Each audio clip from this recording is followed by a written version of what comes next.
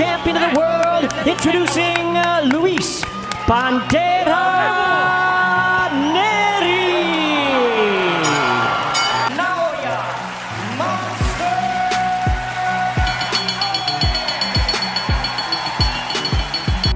Labanang Naoya Inoue at Luis Pantera Neri. Ito na po yata ang isa sa mga pinakamalaking laban ngayon para sa bansang Mexico.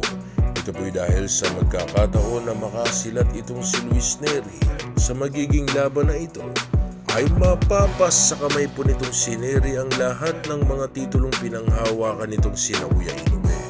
Alam nitong si Luis Neri na hindi biro itong kanyang kakaharapin na laban sa Japan dahil sa nasa kanya ngayong prime itong si Naoya Inoue at isa na rin kinatatakutang boksingero dito sa kanyang dibisyon. Pero sa pagkakataon po kasing ito ay malaki puno ang tiwala nitong si Neri dito sa kanyang kakayahan na magagawa niyang maiuwi dito sa kanyang bansa ang lahat ng mga titulong pinanghahawakan nitong si The Monster Naoya Inoue. May lakas, may talino at may kakaibang diskarte sa laban at hindi marunong umatras sa anumang pukpukang laban. Ito ay ilan lamang sa mga kakayahan nitong si Neri na isasabak sa gabi ng kanilang magiging laban nitong si Inoue. Marami pong nagsasabi na easy fight lamang di umano ang laban na ito para kay Naoya Inoue. Pero para po kasi dito sa mga lehitimong mga boxing expert at analyst ay meron po talagang tsansa na makasilat itong si Luis Neri dahil sa isa rin itong 2-division world champion at dating naging The Ring Magazine sa 118 pounds bantamweight division noong taong 2017 at 18. Si Neri po ay may kasulukuyang kartada na 35 panalo may isang talo at may 27 na knockout sa kanyang 35 na ipanalo mga laban. Mayroong mataas na knockout ratio na umaabot sa 77.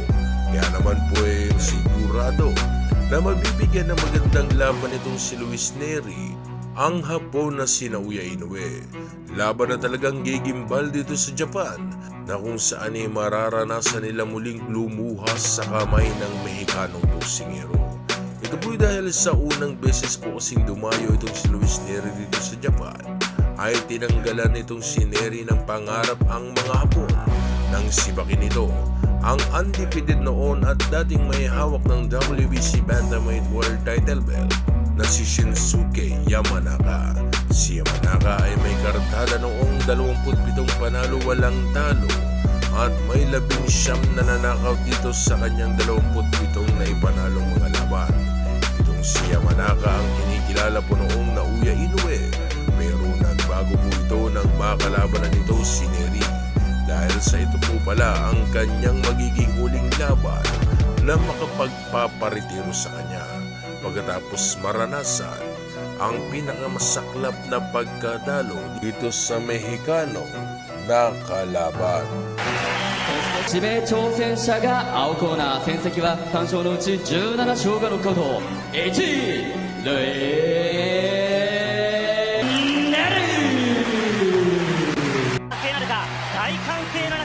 試合が始まりました。まずはジャブを打ってきました。もう一度ジャブを。今日のチャンピオンは攻めに行ってますよ。1ラウンドからね、花さん。おっと、いや、ジャブの差し合いです。 Sa unang bahagi pa lamang ng laban ay kapwa na agad nagpapakawala ng mga madidiing kombinasyon ng dalawang ito na kung saan ay wala maski isa sa kanila ang gustong magpadikta sa laban. Pero makikita po ang determinasyon nitong si Neri na gustong puruhan na agad itong kampiyon na Hapon na kung saan ay parabang ayaw talaga ipadaan itong si Luis Neri ang katapusan ng laban sa isang diskusyonan. Kaya naman pinaparamdam agad itong si Neri sa kanyang Hapon na nakalaban sa kung ano nga ba ang dapat nito katakutan. Punch ですよね。林のパンチ。ネリがストレートの後のこれ右のフックですね。そうですね。チャンピオンは左のガードをしっかり上げなくてはいけません。これまでおっと右に左右。ネリのフックが飛んできた。来た時にはしっかりですね。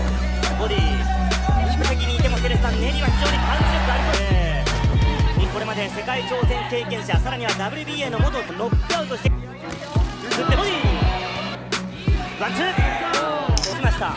いいこれもかわしている。大きくここはブロックしている。もう本当にもう山中チャンピオンがもう左をしっかりと狙って必要でしょうか。いやキャルエリック、冷静さが欲しいですね。今のネリのパンチに冷静に対応していると見ていいですか。そうですね、してますね。ただ思ってるのはですね、はいやはり丁寧にやっていくことですよね。足も動いてる。ボディー、陣営からは右を相手の胸に山中の胸に。まだその動きが小さいところでこうなるべく当てていこうというなんといってもハードバック一瞬でには絶対にいかない。はい、山中はそれより少し遠い。そうですね。はい。右のジャブを打ってきます。ボディこの一発一発のパンチに会場。チャンピオンいいですね、これ冷静に。少し膝がガクンとした。いやーね、いやでしょうか。しながら右をついていけば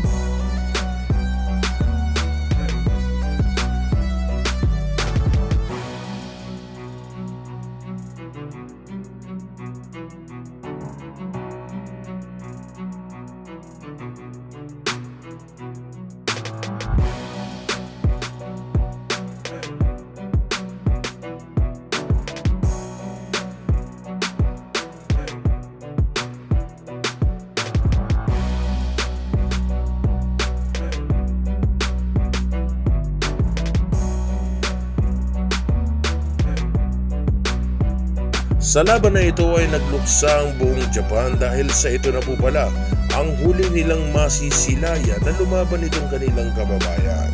Na kung saan ay pagkatapos matalo sa laban na ito ay tuluyan na pong nagretiro ang undefeated nila noong kababayan.